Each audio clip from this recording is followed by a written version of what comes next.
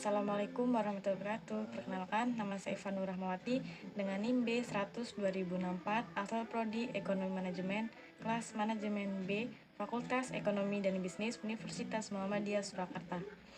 Di video kali ini saya akan menyampaikan sebuah hasil akhir dari tugas proyek warga negara yang sudah saya rancang sejak minggu lalu dari mengidentifikasi masalah yang ada di tempat tinggal saya dengan cara melalui wawancara dan dari sumber media elektronik.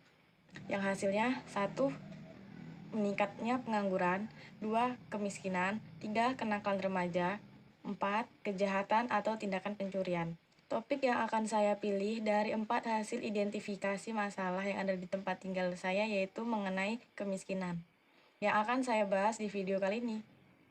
Kemiskinan adalah keadaan saat ketidakmampuan untuk memenuhi kebutuhan dasar seperti makanan, pakaian, tempat berlindung, pendidikan, dan kesehatan. Kemiskinan dapat disebabkan oleh kelangkaan alat pemenuh kebutuhan dasar ataupun sulitnya akses terhadap pendidikan dan pekerjaan. Kemiskinan dapat dipahami dalam berbagai cara. Pemahaman utamanya mencakup 1. Gambaran kekurangan materi, yaitu yang biasanya mencakup kebutuhan pangan sehari-hari, sandang, perumahan, dan pelayanan kesehatan. 2. Gambaran tentang kebutuhan sosial, yaitu termasuk keterkucilan sosial, ketergantungan, dan ketidakmampuan untuk berpartisipasi dalam masyarakat. Hal ini termasuk pendidikan dan informasi. Keterkucilan sosial biasanya dibedakan dari kemiskinan, karena hal ini mencakup masalah-masalah politik dan moral, dan tidak dibatasi pada bidang ekonomi. 3. Gambaran tentang kekurangannya penghasilan dan kekayaan yang memadai. Makna memadai di sini sangat berbeda-beda, melintas bagian-bagian politik dan ekonomi di seluruh dunia. Gambaran tentang ini dapat diatasi dengan mencari objek penghasilan di luar profesi secara halal. Kemiskinan dapat dilihat sebagai kondisi kolektif masyarakat miskin atau kelompok orang-orang miskin, dan dalam pengertian ini, keseluruhan negara kadang-kadang dianggap miskin. Negara-negara ini biasanya disebut sebagai negara berkembang. Ada 3 indikator yang digunakan untuk memahami persoalan kemiskinan, yaitu 1. Kesehatan, 2. Pendidikan, dan 3. Standar kualitas hidup. Mengapa kemiskinan di Indonesia menjadi masalah berkelanjutan?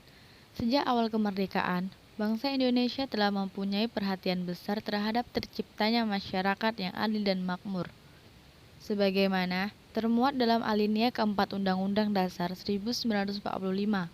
Program-program pembangunan yang dilaksanakan selama ini juga selalu memberikan perhatian besar terhadap upaya pengentasan kemiskinan. Karena pada dasarnya pembangunan yang dilakukan bertujuan untuk meningkatkan kesejahteraan masyarakat. Meskipun demikian, masalah kemiskinan sampai saat ini terus-menerus menjadi masalah yang berkepanjangan. Pada dasarnya, ada 2 faktor penting yang dapat menyebabkan kegagalan program penanggulangan kemiskinan di Indonesia. Yang pertama, program penanggulangan kemiskinan selama ini cenderung berfokus pada upaya penyaluran bantuan sosial untuk orang miskin. Program-program bantuan yang berorientasi pada kedermawanan pemerintah ini justru dapat memperburuk moral dan perilaku masyarakat miskin. Program bantuan untuk orang miskin seharusnya lebih difokuskan untuk menumbuhkan budaya ekonomi produktif dan mampu membebaskan ketergantungan penduduk yang bersifat permanen. Di lain pihak, program-program bantuan sosial ini juga dapat menimbulkan korupsi dalam penyalurannya. Faktor kedua yang dapat mengakibatkan gagalnya program penanggulangan kemiskinan adalah kurangnya pemahaman berbagai pihak tentang penyebab kemiskinan itu sendiri, sehingga program-program pembangunan yang ada tidak didasarkan pada isu-isu kemiskinan yang penyebabnya berbeda-beda secara lokal. Dampak COVID-19 penduduk miskin mulai naik. Badan Pusat Statistik (BPS) menyatakan pada Maret 2020 terjadi peningkatan jumlah penduduk miskin sebanyak 1,63 juta orang. Kondisi pandemi ini memengaruhi seluruh lapisan masyarakat. Namun demikian, dampak yang lebih dalam paling dirasakan oleh masyarakat lapis bawah, yang sulit mendapatkan pekerjaan dan menjadi pengangguran.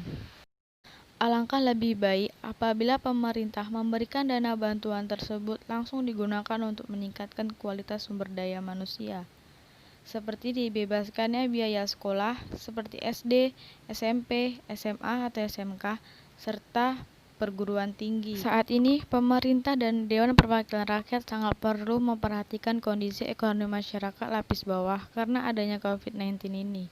Pemerintah dan Dewan Perwakilan Rakyat harus menerapkan keadilan sosial bagi seluruh rakyat Indonesia dan tidak memandang masyarakat kelas atas, menengah, ataupun bawah. Hanya itu saja yang dapat saya sampaikan. Kurang dan lebihnya saya mohon maaf. Saya akhiri. Wassalamualaikum.